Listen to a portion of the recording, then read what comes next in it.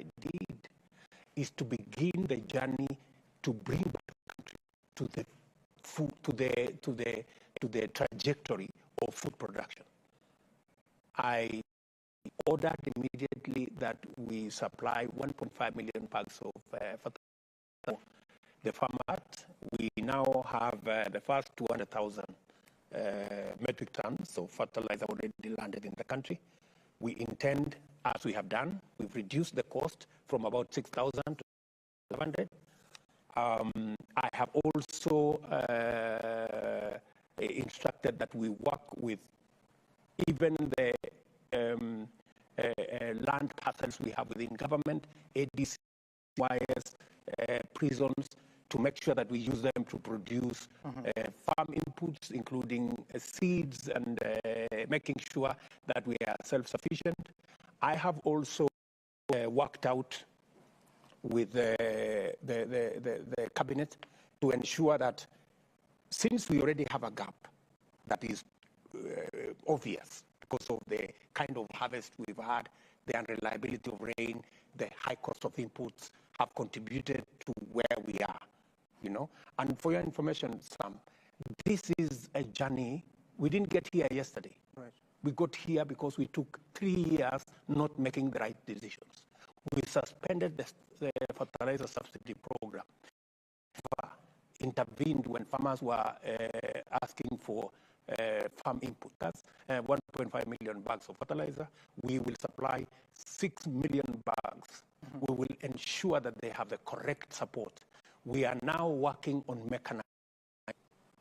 We have a program, Agricultural Finance Corporation, to make sure that we increase our the mechanization of our agriculture. These are some of the interventions that fell through when we didn't get our trajectory right. But what I said, speaking to what you have said,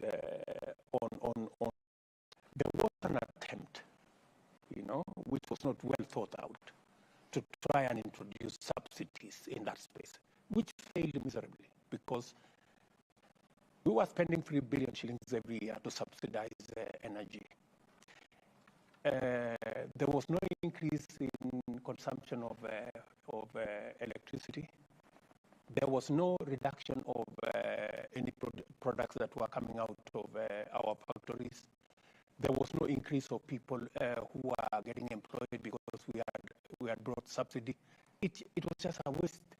You know, nobody benefited. The consumers did not benefit. It ended up just lining the bottom line of a few companies and a few people. Right. So what I have insisted, and what government of Kenya is going to do, food, we are going to interrogate the cost of energy, right?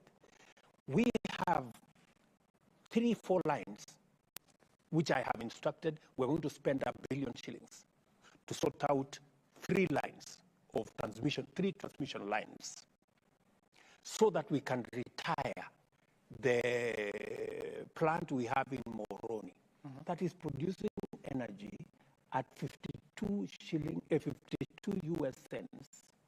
The power purchase agreements and the independent power producers, because according to the task force report, it was talking about the power cost for the financial year 2020, it was 87 billion shillings. Yes, the KenGen was contributing about 72% of the power, but the producers, they are giving Kenya Power about 25% of power, but they're taking away about of the payments. So how do you deal with that even as you go to the different transmission lines? Precisely. First, the turbine we are retiring in Moroni belongs to government. It's a KenGen turbine. So that we will have no conversation. We will just retire that. Then we will have to have a candid discussion with our thermal energy producers. And for your information, we need them. The problem is, for the last 5 years, we haven't generated much of power. We have megawatts of capped high. Also run the program on subsidizing unga so much that you remove the pinch on Kenyans who are feeling the pain as they go to the supermarkets to buy unga. John, do you know how much those subsidies were cost? Billion shillings every year to subsidize fuel. It was costing us 3 billion shillings every did I say every year? Every month. Every month. It was costing us 8 billion shillings every fill. They looked for this unga of 100 shillings, they did not find. They waited for the price of things to come down, it did not come down, right? Because it was a political decision. So, did you, John, expect me seriously to be 100 billion in the most reckless thing to do? But just to respond to your issue of inflation, yes. In October, the inflation went up not 9.5, it went to 9.6, or about 10 million bags between the month of February and June. To make sure that we keep the tabs on the prices of basic food commodities not going up. We are all told me yesterday in Galana. Many people, for your information, it is going to work. And just to show you that Galana Bulalu was sabotaged. The fellows who sabotaged it had actually subdivided it into little pieces of land. Mr. President, 3 acres, 4 acres. Just for clarity. You know what? You know? Just for clarity. Let me ask. Say for a few people, I think it is bestowed on you and to Kenyans to draw a line and say, who are these few people? Say 300 billion a year, for instance, for the last 3 years. That's 900 billion. Is there responsibility? So what are you saying? I didn't understand. Is there responsibility? It take 3 years. So how much money did we lose? Yeah, we didn't lose. We paid people 8 billion shillings, but I don't know. They are saying they supplied the maize, but nobody saw the 100 shilling hour. They are supposed to have been paid 26 billion. I asked the MD of Kenya Power. So how much money were you paid? Apart from the money that Treasury gave, no other money was given to them. So what did Kenya Power do? It just went into debt. So you are financing a subsidy using... President, that is injustice, that is impunity, that is corruption. What then will your government do to make sure that they get to the bottom of this? Or do we just let it go?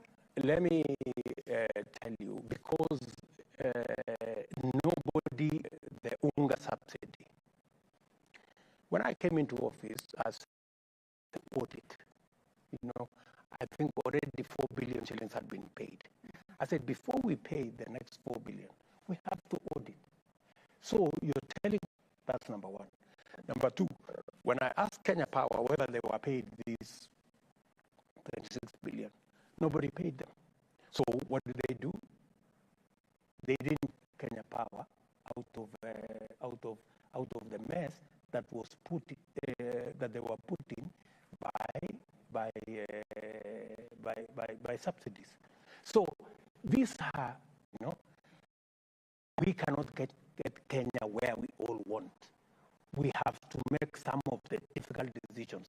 Many people are wondering, why did I cancel the subsidies? It looks nice to talk about subsidies. Is it right? It is not right. Mr. President, what do you tell a Kenyan who is watching you tonight, feeling the pinch of that pain, and knowing that there was subsidy before, and they have to wait?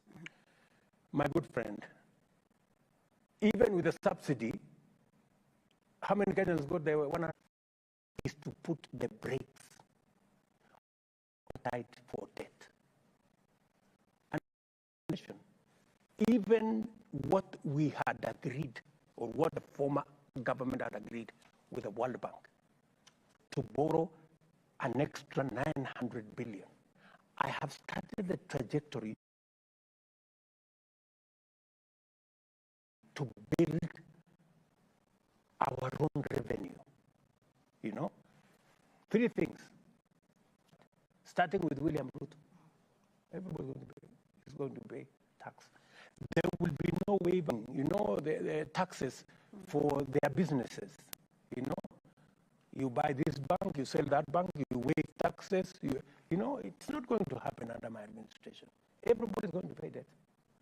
And number three, Who did that, for the record? number three, you go find out. Number three, of VAT, for example. Because when it comes to increasing the tax base and cutting spending on borrowing, then the country is being... We are going to digitize all government services in the next 6 months. Yeah, e-citizen, which we had started in, we had started, ran into headwinds, shenanigans, and in the next 6 months, our current collection by 2027, to make sure that we begin to drive. You get us out of this public debt crisis. You get us out of this public debt crisis.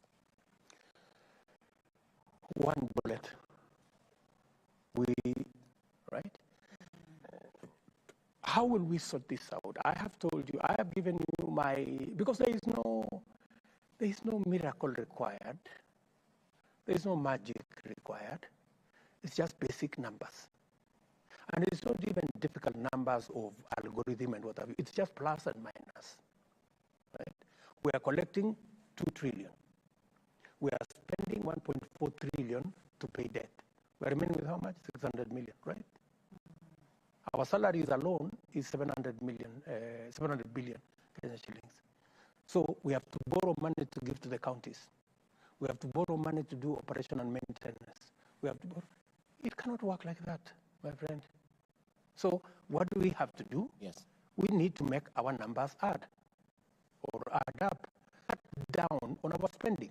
So I am doing 2 things. I'm cutting down. It is classified by IMF as a high-risk, debt-distressed country, together with the countries like Ghana, Malawi, Zambia, and the rest. Now, I'll give you an example of just 2 countries. The GDP per capita for Ghana is $2,445.29 US dollars. Now, my question is, Ghana has defaulted. Do you see your country, Kenya, defaulting? And if your country, I'll just give a context, if your country, Kenya, defaults, what will we do? Increasingly, your government has been seen to be facing the West more than the East. You'll have to go renegotiate with China. You're telling me your country of ours, which you and me have equal stakes, will not default. That one I want to give you. We are not in that position that we are going to default as a country. We will not. And the people of Kenya can be assured that our country will not default on our obligations. That is number one. And the reason why we will not default is because we have already applied brakes on any more borrowing. Our borrowing is going to be limited to only what we must borrow, right? Number 2 is because we are beginning the journey to grow our own savings and to grow our own revenues. Yeah, by making sure that we have a plan on how to expand our tax base, by making sure that we digitize all government services and bring everybody into the net who is supposed to pay, making sure that the tax system is also friendly, making sure that our plan on saving is accelerated. You will see the kind of saving that we're going to do. Once we are finished with NSSF to do business, we will be with interests. We have interests as a nation. And if our interests work with China, we work with China. If our interests dictate that we must work with the West, we work with the West. You know, it is a mutually beneficial relationship. Okay. I am very happy that we have a good relationship with the East. I am also very happy that we are now developing a good relationship with the West. Mr. President, would you look at that camera and admit to Kenyans that SGR was a haste? Mombasa, Nairobi was a haste. What do you mean was a haste? It's been now documented that it Hustler Fund, and I listened to you in the Swahili episode, and you spoke about some 20 billion shillings has been borrowed so far. The figures we have from the ministry so far, as of today, are 12.8. I don't know how you account for that difference, but also secondly, we know that the regulations that were prepared by the National Treasury and approved by Parliament said that, yes, money shall be appropriated by the House, but also there shall be a board to manage it. There shall be a secretariat to manage it. Who is managing the Hustlers Fund today? On the figures, I have so many figures, you know, by virtue of my position. I deal with quite a host of figures. You are correct that the amount is the 21 that makes sure that citizens can... that is good, Mr. President. Allow me to interject you. But regulations of your own government say that a board shall be constituted. In fact, the board has to be appointed by you, the President. Yes. The secretariat shall be appointed. The administrator will be appointed by that board. Now you're using the board of Kenneth. How do you explain? Kenneth, actually, the Hustler Fund is a product of Kenneth. You know, that's how we developed it.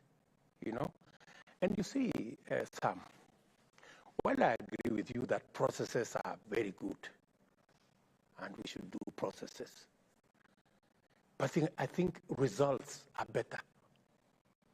You know, is the Hustler Fund working? How we do of Kenya is that for the first time, we have a product. That's 1,000 shillings, and he is running, no, 1,000 shillings, and he is running his show. I think that's the best news ever. Mr. President, shouldn't that be the worries on Hustler Fund is such a far-reaching? We apply public resources. Hustler Fund, 2 years to come. So there's something that goes wrong. Who takes responsibility? William Ruto takes responsibility. Okay. Beyond that, Mr. President. Before we take a break, because the Kenyans watching it tonight. Pesa ya wazee is all pesa ya wazee. The challenges we are faced with, all the things that we're doing, is because we do not and bring back our economy. And that's exactly what I am doing. And I want to promise the people of Kenya, I will sort out this economy and make sure that it serves us for now and for the future. We need to take a short break, but the Kenyans are asking that as you're taking a break from the Swahili episode, you are not wearing. So anyway, some meetings in the office, and then they came and told me, go dress up, you know. I forgot my ring, and it's very interesting. It became a subject of discussion. I thought we were having a very serious conversation here about it.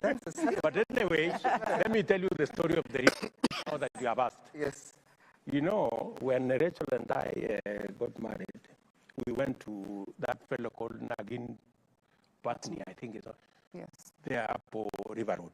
So we bought rings there.